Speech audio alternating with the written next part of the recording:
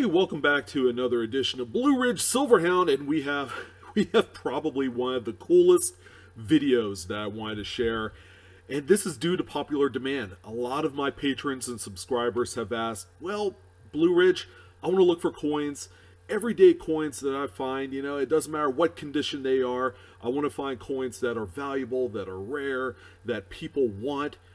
And well, ladies and gentlemen, I have the list of 5 coins here.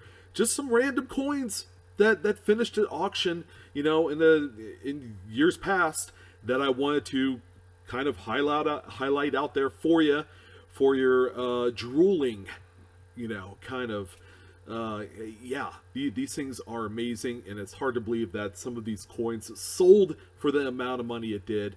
But before we jump in, if this is your first time here on my channel, I wanted to personally thank you for, number 1, joining in on one of my broadcasts, and number 2, if you haven't already done so, subscribe and hit the bell for instant notifications, because I am doing giveaways all summer long for 2019, from gift cards to free silver to awesome coins, you name it.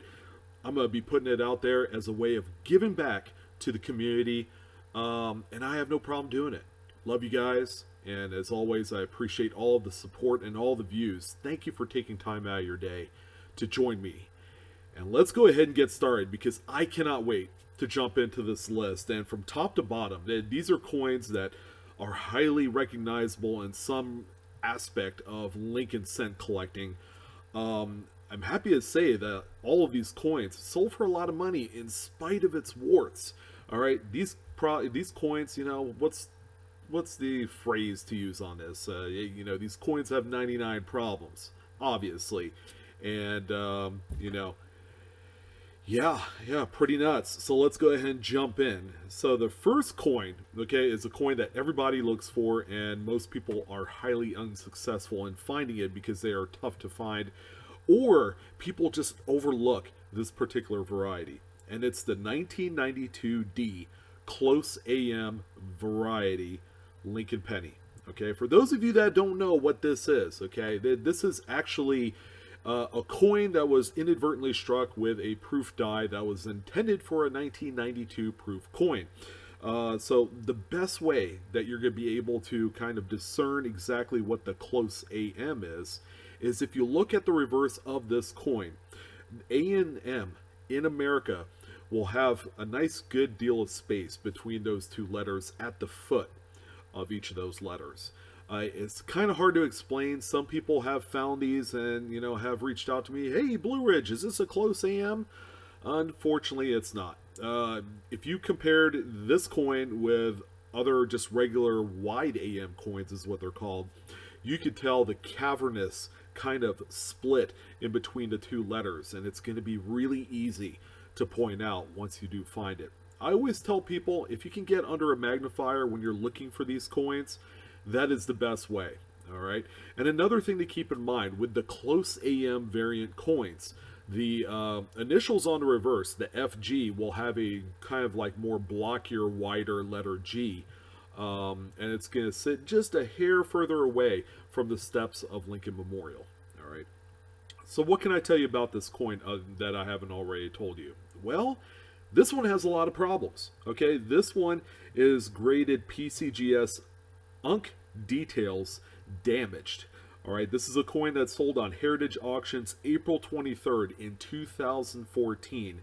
And again, these coins are few and far between to find. All right, if you're able to find some, they're easy to sell raw. That means you don't have to grade them, or you could grade them and make an extra little bit of money. All right, so this particular coin sold on Heritage Auctions for $881.25. If you haven't seen where the damage is on this coin, pay particular close attention to the edge, that rim right there. It looks like dog meat. If you guys are familiar with, or you're not familiar with these copper-coated zinc coins, these things don't take much for them to scrape up so you could see that exposed zinc core, which by the way is absolutely crumbly. These things literally fall apart in your hands if you're not careful. But that's this coin right here, and would you believe it sold for nearly $900? And it looks like road rash. It's crazy.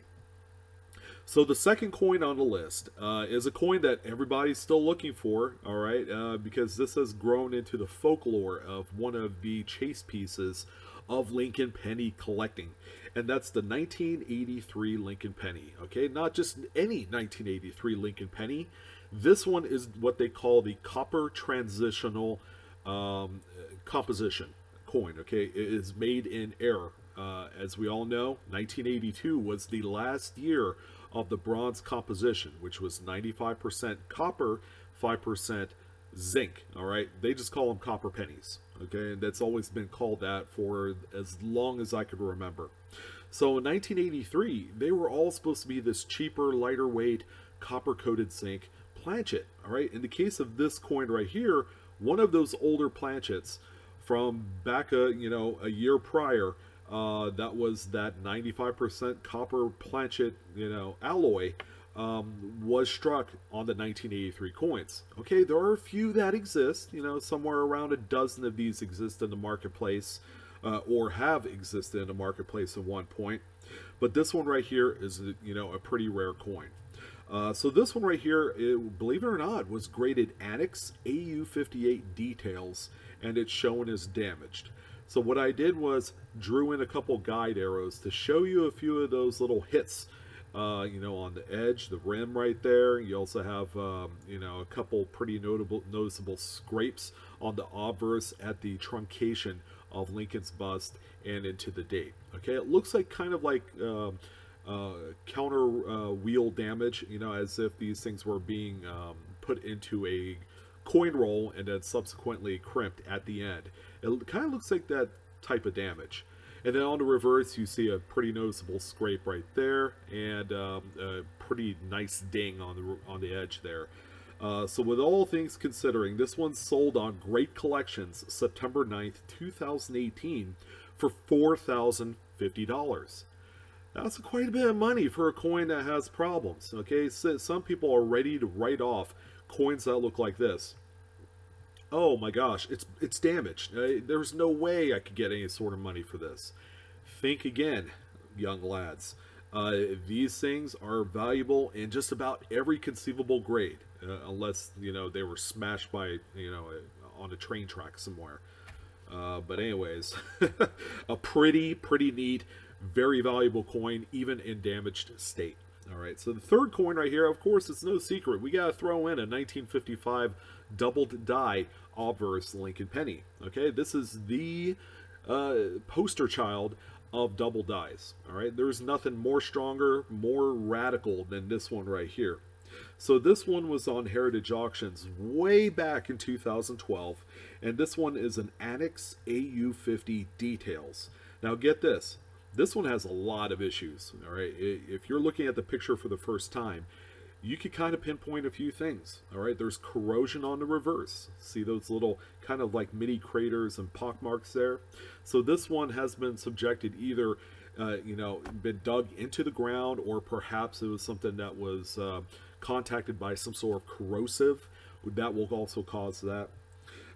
This one they just call damaged, and it's also been whizzed. Okay, if you guys don't know what whizzed is, it's a type of cleaning to restore the original surfaces of a coin. Usually it's done with like a Dremel with a fine tipped metal wire brush. Okay, and then someone with a lot of skill can bring up some of the original looking luster on silver coins. Now on copper, it's a little bit tougher to kind of restore anything, because once these things oxidize and they turn brown, it's hard to reverse that. And as a matter of fact, there's no way you could reverse it without showing as it being cleaned. Now, the reason I would speculate as to why this was whizzed is that someone was trying to whiz off the corrosion on the reverse to make it appear more smooth and original, okay, which is tough because you're going to end up eating into the material of that composition, and it's just not going to look right. So even still, a coin with 99 problems sold for $1,380. Okay, this is typically fine VF money for a very popular coin that is problem free, okay, and it's sold for that kind of money. It's crazy, okay. So I would say even 7-8 years later, this coin would still command this kind of money just because of what it is. All right, so the next coin here, we got two left, and I saved the two best for last. So you guys are familiar with the transitional coins, all right? That's inadvertent strikes on, a different planchet than what was intended for. The 1943/1944 dates are no exception, okay? In 1943, there's been, as we all know, it's supposed to be steel. There's been a few copper bronze planchets that were thrown into the mix, and those are extremely valuable if you're able to find one. Conversely, in 1944, they went back to what they call shell casing composition, which is primarily copper with a little bit of nickel and a little bit of zinc added in there. Okay, so it is a predominantly bronze composition coin. So there were a few errant steel planchets, blanks, that were left over from the previous year, and what they did was someone inadvertently struck one of these 1944s on a steel planchet. So that's what you have here. Unfortunately, this one has issues. Let me tell you a little bit about it. So this one was a Stack's Bowers auction last year, October 25th of 2018. This one was graded PCGS AU details, so it's an about uncirculated type grade, and this one is showing as clean. All right, so just based on what I see on the coin, okay, you see a lot of hairlines, swirl marks, but you also see some underlying spots, especially on the Obverse. As you guys know, these steel scents rust easily. So once they begin their progression in the rust stages, this stuff is cancerous. It's hard to get rid of. So I venture to guess that someone attempted to do a really harsh cleaning on this to remove some of that rust. Okay, and that's what we have here. That's the byproduct. So this one sold for $16,200. Again, it's hard to believe that coins that have been subjected to so much harsh cleaning and so much damage would still sell for that kind of money. But there you go. Another prime example of why you shouldn't write off coins like this. And finally, we're going to save the last coin as what I would say is undoubtedly my favorite on the list. And it's kind of hard to believe that this coin commanded Mint State 62 money. And that's the 1969S double die Obverse Lincoln cent. Again, another popular coin that everybody looks for. It's a chase piece. So this one graded Annex, net Mint State 60, Unk details recolored. All right, so this one looks like it was probably either cleaned, abrasively, with a cloth or something like that, or it was dipped. Okay, it was dipped, it was robbed and stripped of its original luster, and then whoever had it attempted to retone it and recolor it to what would be like a natural looking color of this coin. Okay, obviously they didn't do a very good job because this thing looks like crap, but even coins like this, guess what? Sold for $33,350. Okay, nobody ever knows that it's worth that kind of money. All right, and this is another Stack's Bowers piece. This one sold all the way back in 2006. As a matter of fact, January 3rd, 2006. But it just goes to show you, all right, cleaned, dirty, damaged coins still have value. Okay, especially the more valuable varieties and key dates. People look for these as kind of like a inexpensive choice for something that traditionally would cost anywhere from 25% to 50% higher in the market. All right, so people would see this as acceptable for their collection. So that's what I wanted to do today, is to highlight 5 notable coins that were damaged, cleaned, destroyed, all right, either intentionally or inadvertently through the process of, like, maybe it was dropped on the ground and it was buried for a long time and then recovered, in the case of that 55 double die. Yeah, I would venture to guess that's what happened. But there you go. Coins have value in all states and all grades. Doesn't matter.